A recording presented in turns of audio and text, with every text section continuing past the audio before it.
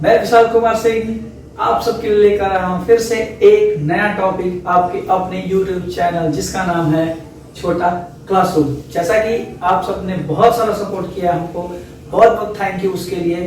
फिर अब आज की इस वीडियो में हम पढ़ेंगे आपके पुराने टॉपिक्स को आगे बढ़ाते हुए, जिसमें आप क्लास 9 के NCERT democratic politics part 1 chapter 1 का जिसका नाम है what is democracy and why democracy, और उसके अकॉर्डिंग हम लोग पढ़ रहे थे। सबसे पहले पढ़े थे हमने कि डेमोक्रेसी का मतलब क्या होता है, और उसके बाद हम पढ़ रहे थे फीचर्स ऑफ डेमोक्रेसी, यानी कि डेमोक्रेसी के क्या रिक्वायरमेंट्स है, उसको डेमोक्रेसी को पूरा करने के लिए कौन कौन सी चीजें चाहिए उसको हम लोग देख रहे थे। जिसमें पहला हम लोगों ने देखा था कि major decision were taken by the elected leaders. ठीक है, पाकिस्तान के उदाहरण से हमने इस बात को देखा था कि कैसे परवेज मुशर्रफ ने मिलिट्री ट्रूप्स को लीड किया और खुद को पावर में लाकर कैसे अपने देश के संविधान के साथ छेड़छाड़ की।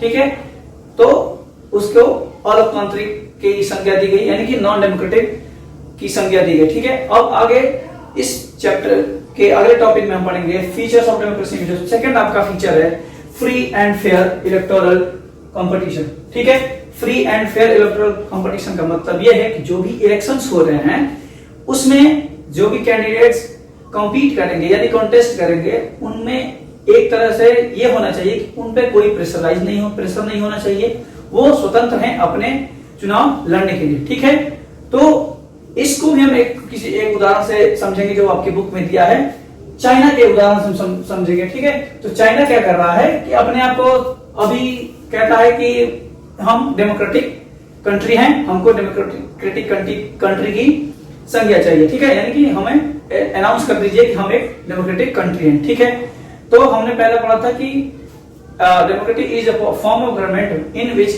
Rulers are elected by the people. ठीक है, तो उसके अकॉर्डिंग तो इलेक्शन हो रहा था, जैसा कि पाकिस्तान में हुआ था, वहां भी इलेक्शन हुए थे और वहां पे डेमोक्रेटिक एक गवर्नमेंट थी, उसको फॉर्म किया गया था, लेकिन उसको परवेज मुशर्रफ ने तहस नहस करके रख दिया। ठीक है, अब उसको आगे बढ़ाते हुए देखेंगे free and fair electoral competition का मतलब क्या। ठीक है, इसको हम चाइना के उदाहरण से देखेंगे।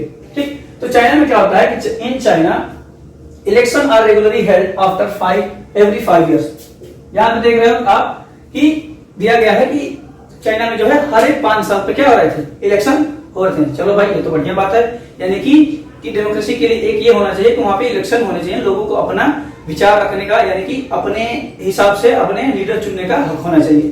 चलिए, ये बात तो सही है, इसको लेकर हम ये कह सकते हैं कि थोड़ा बहुत डेमोक्रेसी के दायरे में आता है। लेकिन उसके बाद अब क्या हो रहा है देखते हैं। ठीक है, 5 साल पर क्या हो रहा है, क्या बोलते हैं, इलेक्शंस हो रहे हैं for electing the parliament and called, जो कि आपके क्या बोलते हैं, चाइना के पार्लियामेंट का नाम है क्वांगो रेनमिन दाइबियाओ दाहुई। ठीक है, ये चाइनीज नेम है।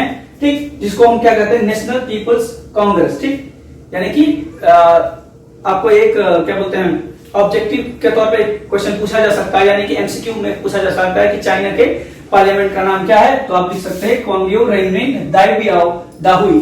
ठीक, जिसको हम क्या कहते हैं, नेशनल पीपल्स कांग्रेस। ठीक, इन दिस कांग्रेस, ये कांग्रेस क्या करती है, ये अपने प्रेसिडेंट को चुनती है, किसके हिसाब से, यानी कि according to the election members चुन के जाते हैं, और वो मेंबर्स जो क्या करते हैं, अपने प्रेसिडेंट को चुनते हैं। ठीक, nearly 3000 members elected from all over the country and some are elected by the army.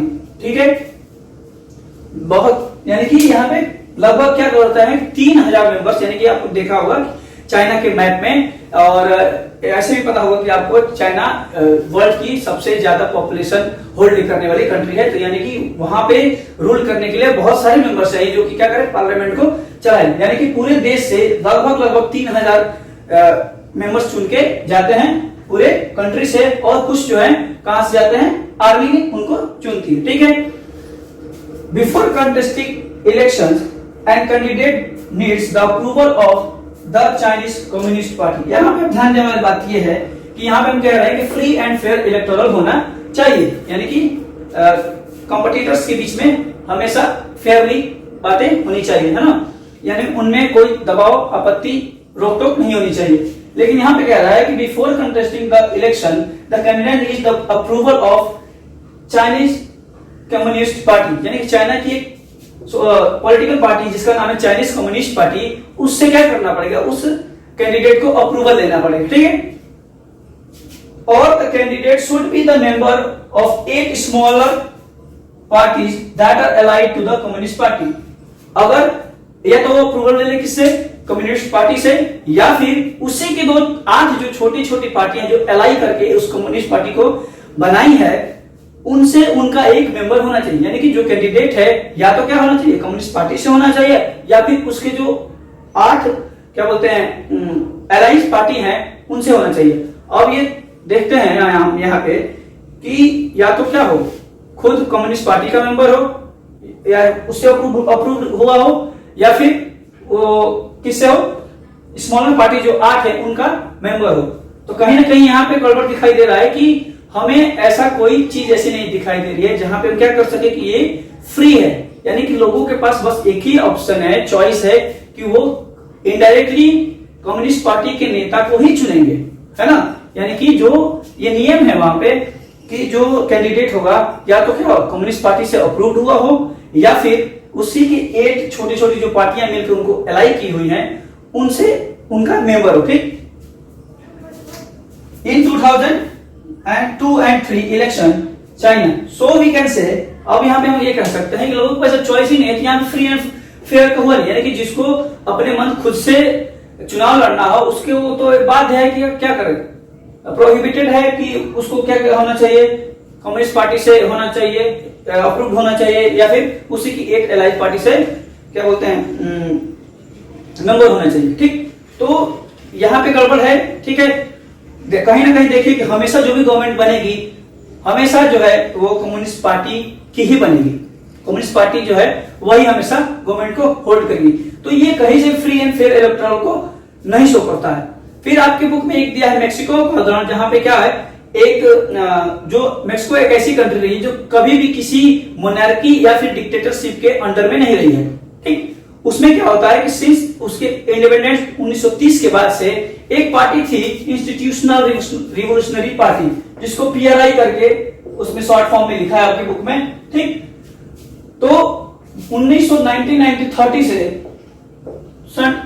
Year 2000 तक यही पार्टी क्या कर रही थी, सारे चुनाव को इलेक्शंस को जीत रही थी। यानी कि वहां पे हमेशा हर साल 6 साल का चुनाव होते थे और हमेशा यही पार्टी जीत रही थी। यहाँ कहने का मतलब यह है कि यहाँ भी कुछ ना कुछ गड़बड़ हमको दिखाई दे रहा है। अगर लोगों के पास फ्री एंड फेयर इलेक्टोरल होता तो कभी भी एक पार्टी क्या नहीं हो सकती है, चुनाव नहीं जीत सकती, कभी ना कभी तो वो हारेगी। यानी कि आप देख रहे हो लगभग इन ईयर्स के बीच में 70 ईयर्स का क्या है, गैप है। यानी कि लगभग 12 चुनावों से क्या हो रहा है, यहाँ पे केवल पीआरआई पार्टी की ही चुनाव जीत रहे हैं लोग, है ना, और वही गवर्नमेंट को फॉर्म कर रहे हैं। तो यहाँ पे भी गड़बड़ है, ठीक। कैसे ये कर रहे हैं, हालांकि क्या है, इन्हीं की गवर्नमेंट है हमेशा से, तो ये क्या करते हैं कि गवर्नमेंट ऑफिसर यानी कि सरकारी जो लोग हैं उनका गलत इस्तेमाल करते हैं, सरकारी चीजों का गलत इस्तेमाल करके, यानी कि और लोगों को पैसा बांटकर धमका करके, ये सारी चीजें डर्टी ट्रिक्स को अप्लाई करके अपने चुनाव को जीतती हैं। यानी कि किसी भी डेमोक्रेटिक कंट्री को डेमोक्रेसी होल्ड करने के लिए ये सारी चीजें चाहिए, जिसमें क्या हो, मेजर डिसीजंस कौन ले, इलेक्टेड लीडर्स ले, दूसरा के free and fair electoral competition, स्वच्छ तरीके से चुनाव हो। या इन दोनों कंट्री में जो चुनाव है उनमें ये कहीं भी यही नजर नहीं आया है कि यहाँ पे डेमोक्रेटिक गवर्नमेंट है, ठीक है। तो यहां से ये निकल कर आता है कि किसी भी कंट्री को डेमोक्रेटिक होने के लिए हमें एक और चीज चाहिए कि वहां पे फ्री एंड फेयर इलेक्टोरल होना चाहिए, ठीक। तो हम ये कह सकते हैं, यहाँ पे आपको अगला फीचर जो अभी हम लोग देखे हैं फ्री एंड फेयर इलेक्टोरल में, कि in democracy must be have hold free and fair electoral competition, those competition नहीं है। यानी कि डेमोक्रेसी को होल्ड करने एक और फीचर चाहिए कि in a democracy must be have the free and fair electoral which those are currently in power have a fair chance of losing। यानी कि जो अभी रूल कर रहे हैं करंटली, उनको एक फेयर चांस मिलना चाहिए कि वो हार भी सकते हैं, उनके अंदर हार का भी डर होना चाहिए। यानी कि अगर वो लोगों के लिए अच्छी चीजें को नहीं लाएंगे, लोगों के लिए अच्छी बातें नहीं करेंगे, कंट्री के डेवलपमेंट के लिए, कोई चुनाव जीतने के लिए अलग अलग गलत तरीके से क्या करेंगे, उसको उस प्रक्रिया में शामिल हो जाएंगे, तो ये ऐसा बिल्कुल नहीं है डेमोक्रेसी में। ठीक है, ये डेमोक्रेसी को होल्ड नहीं करता है। यानी कि हमारा दूसरा फीचर ये कह रहा है कि in a democracy must have free and fair electoral competition where those are currently in power have a fair chance of losing।